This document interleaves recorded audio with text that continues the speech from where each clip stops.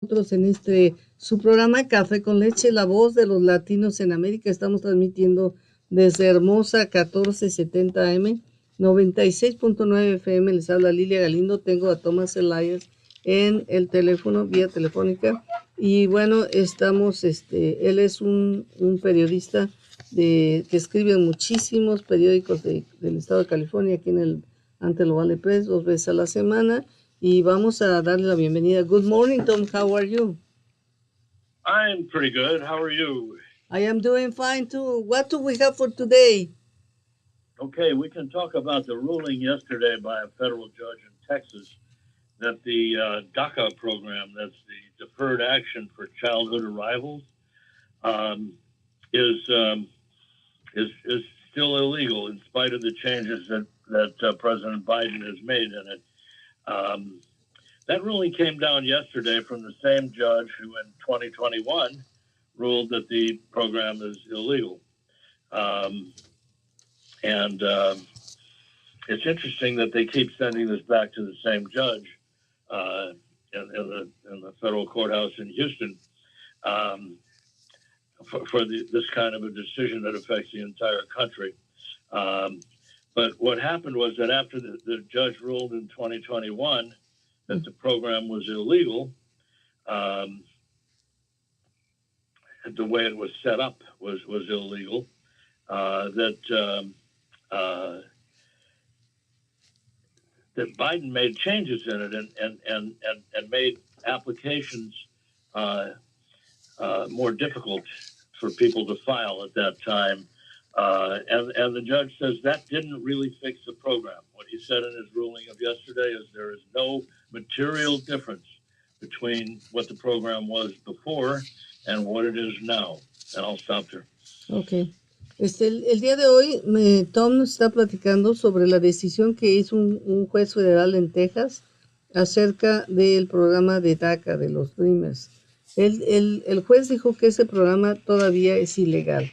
En 2021, él también hizo la decisión calificando este programa como ilegal y dijo que no se había construido de manera permitida y dice, yo lo que me pregunto, ¿por qué la Corte de Houston continúa mandando a este juez este caso?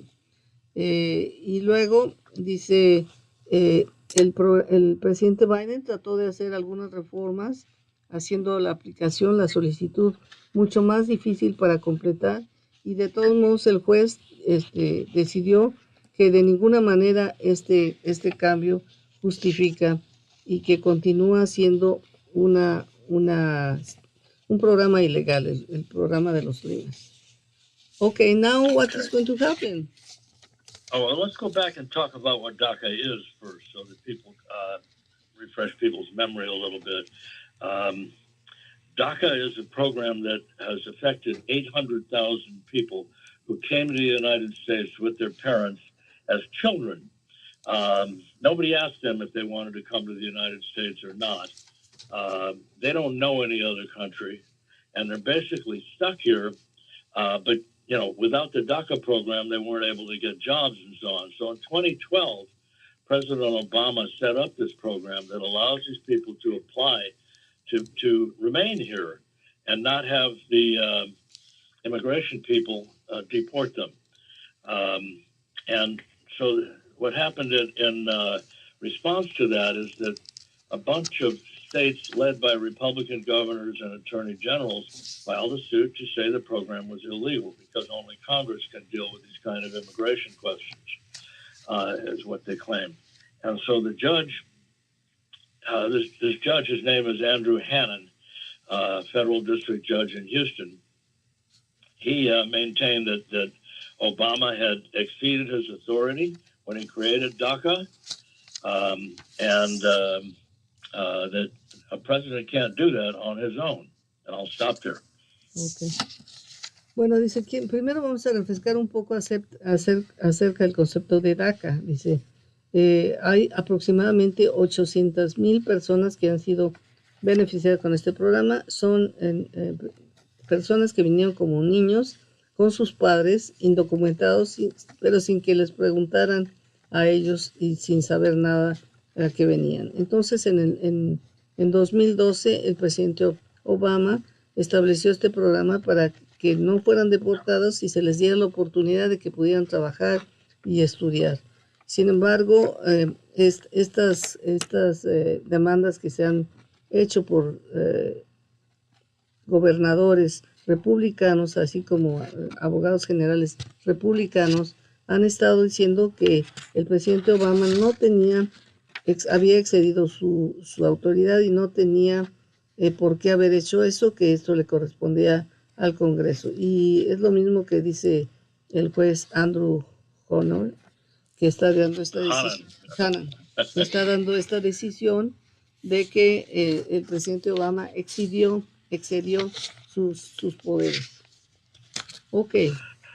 Okay, so the ruling yesterday does allow the people that are currently in the DACA program to continue to be in the program and to continue enjoying the benefits and to be able to work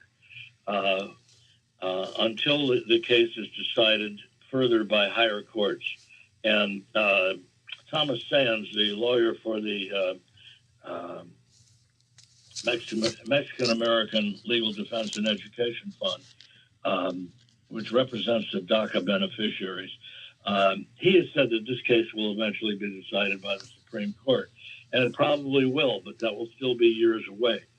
In the meantime, there's about 600,000 of these young people who are currently signed up in DACA, and they can continue and they can renew their membership in the program every 2 years. But no new people can be signed up in the meantime. So people who came as small children in the last 20 years are not going to be able to get the same benefits as the young people who came before them for the time being. And that, according to Judge Hannon, it was because he says the executive branch, that is the president, cannot usurp the power bestowed on Congress by the Constitution, even when it fills an empty space where there is no policy set by Congress. So that's where we stand right now. I'll stop there. Okay. Bueno, se está hablando entonces nuevamente de que esta situación de DACA que emitió el presidente Obama excede, dice el juez, que excede las atribuciones del presidente Obama.